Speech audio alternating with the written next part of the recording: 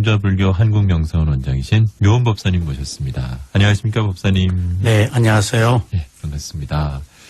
저희가 전반부에는 계속 전해드린 것처럼 여러분들의 문자메시지 사연들 소개해드리고 친절한 답변 전해드리고 있습니다.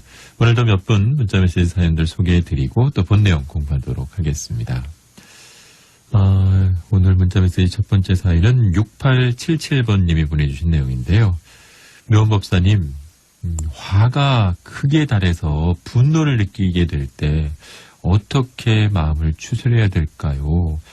어떤 좋은 방법이 있을까요? 라고 질문해 주셨습니다. 네, 마음을 다스리는 것은 매우 어려운 일입니다. 네. 왜냐하면 마음이 무엇인지를 모르기 때문이에요. 그리고 마음은 보이지 않기 때문에 어떻게 한다고 해서 되는 게 아닙니다. 마음의 실제를 알아야 마음을 다스릴 수가 있습니다.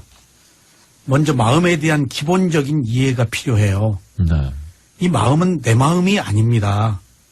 마음은 조건에 의해서 일어나는 습관적인 성향이 있어요. 그리고 마음은 항상 변해요. 이러한 마음의 실상을 모르면은 마음을 다스리기가 어렵습니다. 그래서 마음을 다스리려고 하지 말고 마음을 알아차려야 됩니다. 화가 났을 때는 화난 마음을 알아차리는 것이 상책입니다. 다스리려고 그러면은 마음이 싫어해요. 그냥 알아차려야 마음이 저항을 하지 않습니다. 화는 왜 내는 것일까요? 화를 내는 직접 원인은 내 마음대로 되지 않기 때문이에요. 내 마음은 항상 내 뜻대로 되기를 원하거든요. 세상의 일은 항상 나의 뜻과 다르게 나타납니다. 그래서 화를 냅니다. 내 뜻대로 되기를 바라는 마음이 욕망입니다. 그러므로 바라는 마음이 있는데 그대로 되지 않기 때문에 화를 내는 것이에요. 그래서 누구나 구조적으로 화를 내지 않을 수가 없습니다. 화를 내게 하는 욕망은 왜 가지고 있는 것일까요? 실지하는 진실에 상관없이 항상 내 뜻대로 되기를 바라는 마음이 있기 때문이에요. 그게 어리석음이거든요. 네. 어리석지 않고서야 어떻게 내 뜻대로만 되기를 바랄 수가 있겠어요. 그러면 왜 이런 어리석은 마음을 가지고 있을까요?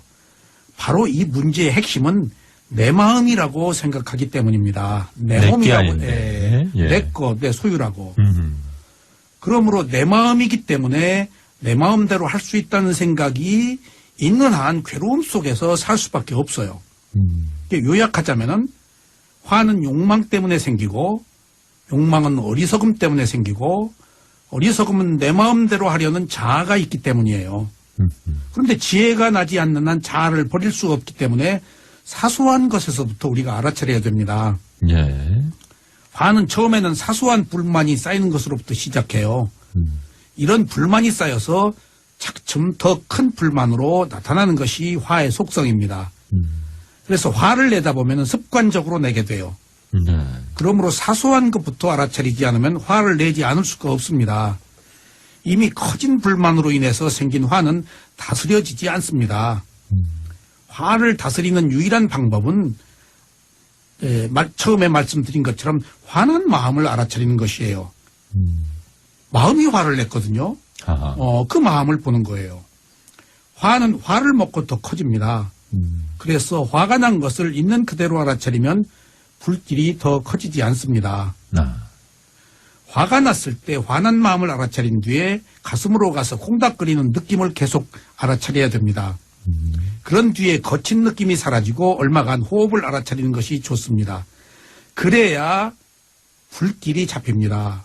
화가 났을 때 화난 마음을 알아차리고 자신의 가슴으로 가서 화난 마음으로 인해서 일어난 느낌을 알아차리면은 화라는 대상이 멀어집니다. 채널을 바꿔야 돼요. 그 대상으로부터 그 사건으로부터 자기 마음을 보고 가슴으로 전환해야 됩니다. 그러지 않고서는 어렵습니다. 이처럼 화를 내게 되었는가를 알아차려서 화에 대한 근본 치유가 필요합니다. 그리고 사소한 불만부터 알아차려야 화가 커지지 않습니다. 시작은 사소한 거예요. 그것이 누적되어서 나중에 발끈 화를 냅니다. 그러니까 사소하고 미묘한 감정부터 알아차려서 끌어내라고 하시면 나중에 큰 화를 내지 않을 겁니다. 그 화는 불인데 자기를 태웁니다. 네네. 네.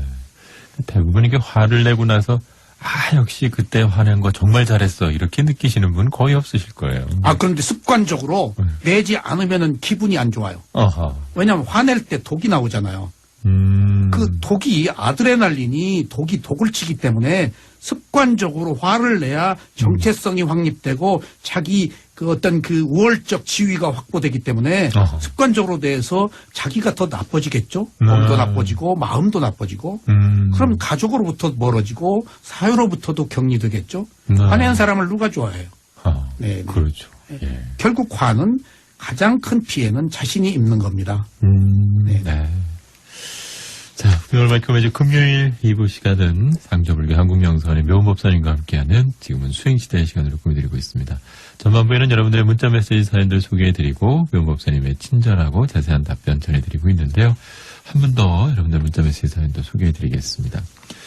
이번 사연은 4653번님 보내주신 사연인데요. 묘법사님, 저희 남편은 알코올 중독 증세가 있습니다. 젊을 때부터 일 때문에 술자리를 갖는 날이 빈번했는데 이제는 술에 의지하지 않고는 힘든 것 같습니다. 이런 상태, 명상으로도 극복이 가능한지요? 어떤 방법으로든 도움을 좀 주고 싶습니다. 라고 해주셨네요. 네.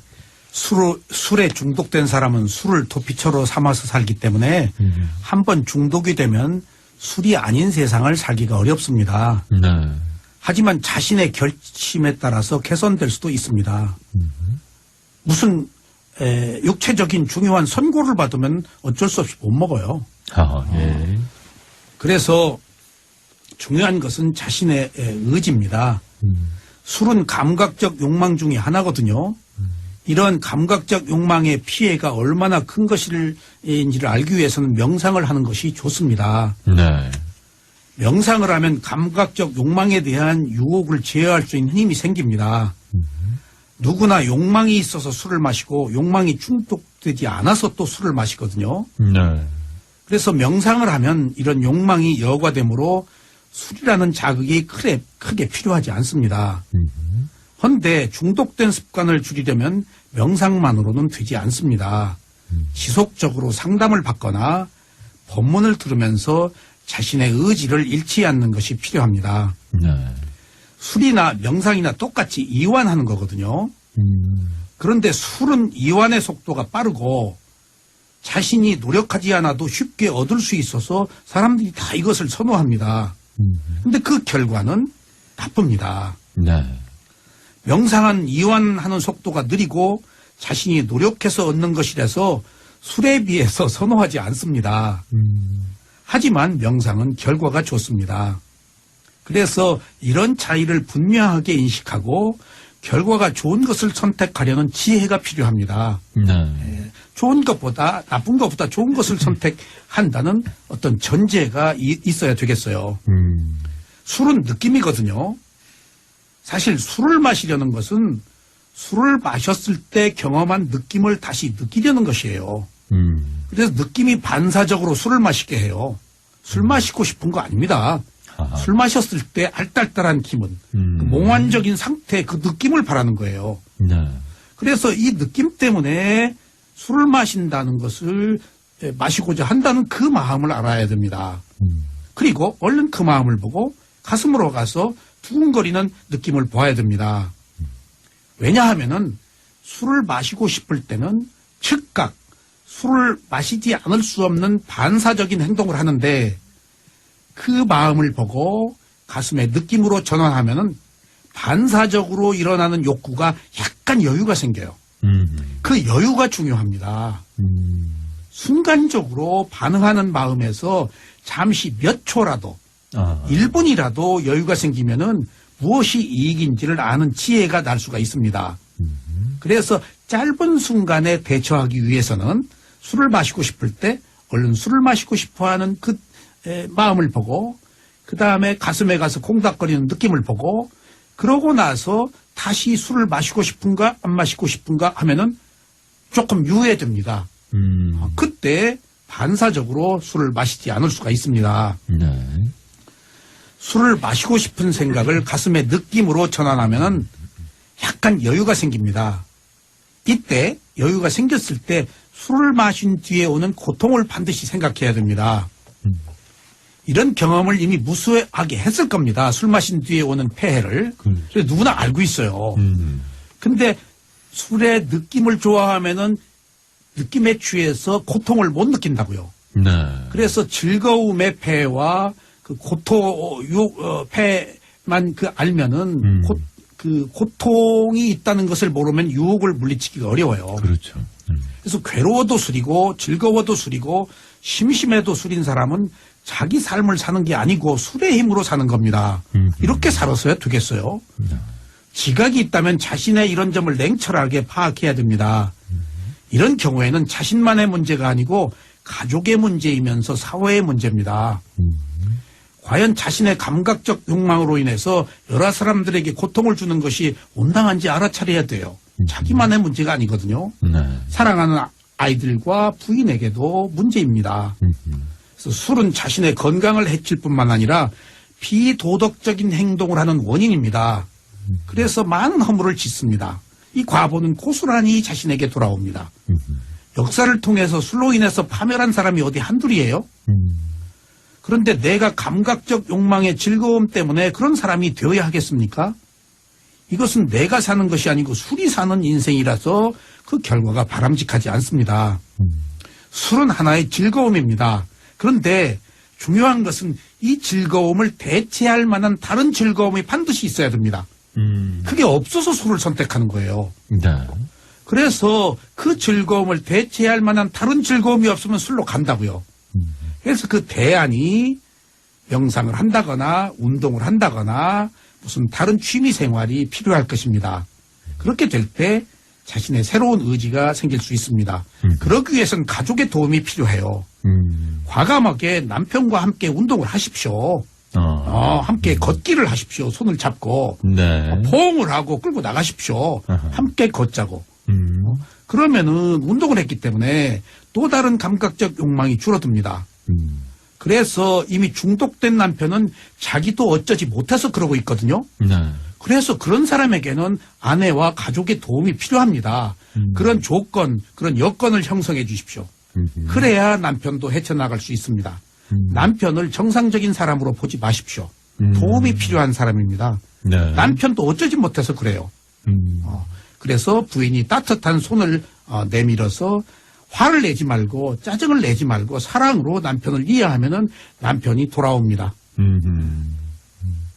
그렇습니다. 오직 부인에게 달렸습니다. 남편 책임 아니에요, 이제. 예. 네네.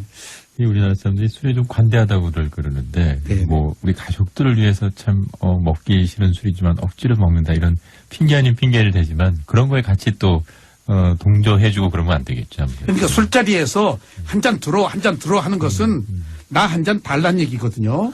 네네. 네. 그러니까 연애했을 때는 술 마시는 것이 매력적이었을 거예요. 하지만 이게 중독이라서 문제입니다. 그렇습니다. 균형이 필요하겠죠. 예. 네. 자, 분명을 밝히고 매주 금요일 2부 시간 상자불교 한국명사원 원장이신 묘원법사님과 함께하는 지금은 수행시대 시간으로 보내드리고 있습니다. 이렇게 해서 여러분들 문자 메시지 사연들 소개해드렸고요. 이번엔 이제 본 내용 계속 구해서 공부하도록 하겠습니다. 이제 저희가 매번 공부하고 있는 이 4년초 수행에서 느낌을 알아차리는 수행에 대해서 살펴볼 텐데 오늘은 느낌의 어떤 부분들 좀 짚어주시겠습니까? 네네. 오늘은 그 목수 반짝강가와 우다이존자가 한 느낌에 대한 이야기가 있습니다. 네. 그 반짝강가라는 목수가 우다이존자를 뵙고 느낌에 대해서 질문을 했어요. 한번 들어보시죠. 우다이존자시여, 세존께서는 몇 가지 느낌을 설하셨습니까? 오 반짝강가시여, 세존께서는 3가지 느낌을 설하셨는데 즐거운 느낌, 괴로운 느낌, 즐겁지도 괴롭지도 않은 느낌입니다. 이 말을 들은 반짝강가는 우다이존자에게 다음과 같이 말했습니다. 우다이존자시여, 세존께서 가르치신 느낌은 3가지가 아니고 2가지입니다. 이 2가지는 즐거운 느낌과 괴로운 느낌입니다. 존자시여, 세존께서는 즐겁지도 괴롭지도 않은 느낌은 번뇌를 떠나 괴로움을 멸한 해탈의 오묘한 종류의 즐거움이라고 말씀하셨습니다. 이렇게 말하자 우다의 존자는 다시 똑같이 아닙니다. 세존께서는 3가지 말씀을 하셨습니다. 이렇게 서로 주고받는 것이 3번까지 계속되었어요. 그런데 이때 옆에서 아난다 존재가 이 얘기를 들었어요. 그러니까 서로 주장을 안 바꾸는 거예요. 예. 아, 나는 2번이다. 우다의 존재는 아니다. 3번이다. 예. 그러니까 아난다 존재가 그 이야기를 듣고 세존한테 갑니다. 그래서 세존한테 똑같이 말씀을 드렸습니다. 예. 이 두 사람들이 이렇게 지금 갑론을박을 하고 있습니다. 네. 그러니까 세존께서 다음과 같이 말씀을 하셨어요. 아난다여, 목수 반짝강가가 동의하지 않았지만 우다의 존자가 말한 것이 옳다. 또 우다의 존자가 동의하지 않았지만 반짝강가가 말한 것이 옳다. 나는 방편에 따라서 느낌을 2가지로 설하기도 했고 3가지로 설하기도 했고 5가지로 6가지로 18가지로 30가지로 때로는 108가지로 설하기도 했다. 아난다여, 이처럼 나는 방편에 따라 여러 가지로 법을 설했느니라. 이게 대기술법이에요. 아난다여, 나는 이처럼 법을 방편에 따라 다르게 설했는데 제각기 잘 설해진 법을 동의하지 않는 사람도 있을 것이다. 그들은 이렇게 말다툼을 벌여 날카로운 독설로 서로에게 상처를 주면서 논쟁을 벌일 것이다. 아난다여, 나는 이렇게 방편에 따라 법을 설했는데 잘 설해진 법을 동의하여 수긍하고 아주 흡족해하는 사람도 있을 것이다. 그들은 사이좋게 화합하여 언쟁을 벌이지 않고 서로 우정어린 눈으로 보면서 물과 우유가 잘 섞이듯이 할 것이다. 라고 세존께서 이렇게 말씀을 하셨어요. 아하. 네네. 네. 지금 말씀 들으니까 정말 부처님 말씀은 각자의 어떤 근기에 따라서 방편으로 설한 법을 서로가 이제 받아들이지 않고 자기가 아는 것만 옳다고 하는 사람들에 대해서 지적을 해주신 것 같고요. 또 그렇지 않고 반대로 있는 그대로 받아들여서 서로 이렇게 화합하는 사람도 있다라는 말씀하신 것 같은데 정말 이렇게 저렇게 보면은 어떤 문제나 각기 다른 견해가 있어서 항상 문제가 야기될 수 있는 것이 뭐 인간 사는 세상이 또 아닌가라는 생각도 해보게 되고요. 네, 저는 그 부처님과 아난다 존재의 이 대화에서 네. 얻을 수 있는 것이 굉장히 많다라고 생각해요. 관념과 실제의 문제거든요. 네. 제가 지금까지 느낌에 대해서 1년 가까이 그 말씀을 드렸는데 느낌은 보기에 따라서 매우 많습니다. 부처님께서도 듣는 사람을 바르게 이해시키기 위해서 여러 가지로 방편으로 설하셨다는 사실에 주목해야 됩니다. 이러한 논쟁에서 벗어날 수 있는 유일한 길은 수행을 통해서 지혜를 얻는 것입니다. 그런데 교학적인 측면에서 보면은 딱 고착되는데 지혜의 눈으로 보면은 그 부처님이 말씀하신 본질을 꿰뚫어서 이런 논쟁에 휩쓸리지 않습니다. 그래서 관념으로 보면은 다툼이 있을 수 있지만은 네. 실제로 보면은 그 뜻을 알기 때문에 이언령 비언령이 된다는 얘기입니다. 부처님께서 열반하신 후에 초기 18부파가 불교가 생긴 것도 논장에 대한 해석 차이예요. 네. 그런데 재미있는 것은요. 부처님은 원래 이런 견해의 차이는 인간이 가진 불가피한 현상임을 아시고 이런 분열에 대해서 사후에 언급을 안 하셨어요. 네. 내가 죽으면은 나중에 18부파불교 생겼는데 까불지 말아라 라는 얘기 안 하셨다고요. 그건 속박이잖아요. 그렇게 한다고 해서 누가 따르겠어요. 사람들의 일은 역시 사람들의 일일 수밖에 없어요. 그러니까 부처님이 이런 이야기에 대해서도 구체적인 언급을 하지 않은 것들은 사람들은 세간의 법과 출세간의 법을 함께 가지고 있기 때문에 세간의 법으로 보는 사람은 독선적일 수가 있고 출세간의 법으로 보는 사람은 관통하는 지혜로 볼 수도 있다고요. 네. 그래서 사실 이런 것들은 느낌의 문제가 아니에요. 한 단어의 문제거든요. 부처님이 2500년 전에 하신 말씀이 사실은 여러 세월을 거치면서 여러 문화를 거치면서 뜻이 왜곡되는 경우도 허다합니다. 그러니까 너무 경전의 작구에 연연해서 부들부들 떨 필요는 없습니다. 하지만 부처님의 가르침의 뜻이 왜곡되는 것은 분명히 잘못입니다. 하지만 지나치게 그게 그 뜻이 아닌 그 용어에 매달리는 것도 본말이 전도될 수 있습니다. 네. 그래서 이런 것들이 관념과 실제의 문제에 있어서 부처님이 바로 이런 걸 시사하신 거예요. 네네. 그리고 불교는 대기설법이기 때문에 많은 사람은 빼주고 부족한 사람은 채워주기 때문에 60억이면 60억의 수행법이 다 달라야 돼요. 어떻게 똑같을 수가 있겠어요. 이것이 불교에서만 가능한 거예요. 네. 깨달음이기 때문에. 각기 맞는 근기에 알맞는 수행이 필요한 것입니다. 그래서 미얀마에서도 6차 경전 결집을 할 때 경전 결집은 1, 2년을 하거든요. 끊임없이 이러한 문제를 아라한이나 그 위대한 스승들이 결집을 통해서 못 벗어나게 해요.